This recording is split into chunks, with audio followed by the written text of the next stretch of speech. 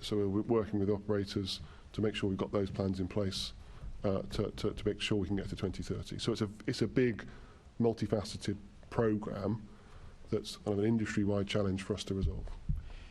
Yeah, no, that's interesting. I'm pleased to hear you're very aware of it. So in terms of that risk, it's a big risk. Does that risk, I mean, in practical terms, I suppose it sits with the operators because you can, in inverted commas, it's their problem. But presumably it's something that TfL, it sounds like TfL are really leading on, coordinating and making sure that it is happening. So we see it as our problem. So it's our target in our bus network. And we need to work with the private sector to help solve that problem.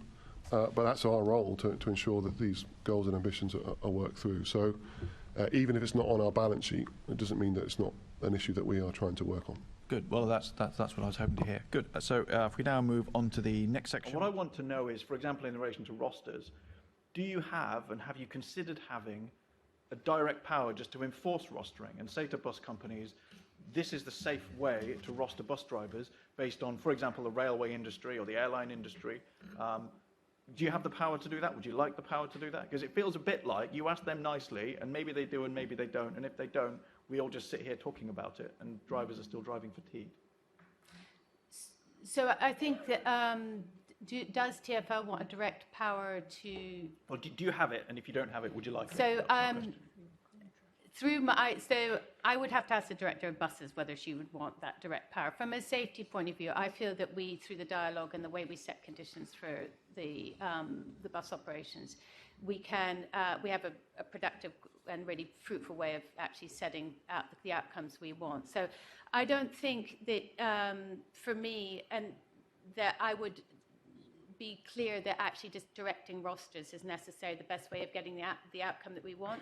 I mean, you might just think I'm sort of evading the question, but the issue about managing fatigue is much broader than just rosters. It's about the whole safety culture within the organisation. It's about the openness for people, which I believe we are working with operators to do, to say that if they do arrive fatigued, that they don't drive and they have a safe and open culture.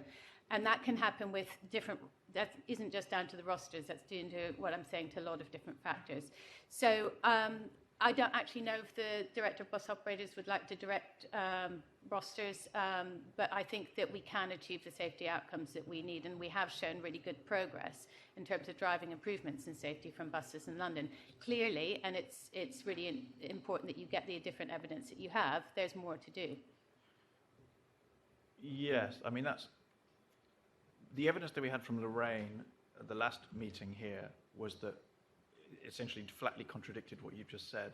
And what I should probably also add is that subsequently other bus drivers have come forward anonymously, and not just anonymously, but insisting that we don't reveal anything about them precisely because the culture is exactly not what you've just said. The culture is one of fear that if anybody raises safety concerns, in the scenario that my colleague brought up, where somebody feels fatigued, they don't feel competent to drive, they don't feel rested enough to drive a bus for a full shift.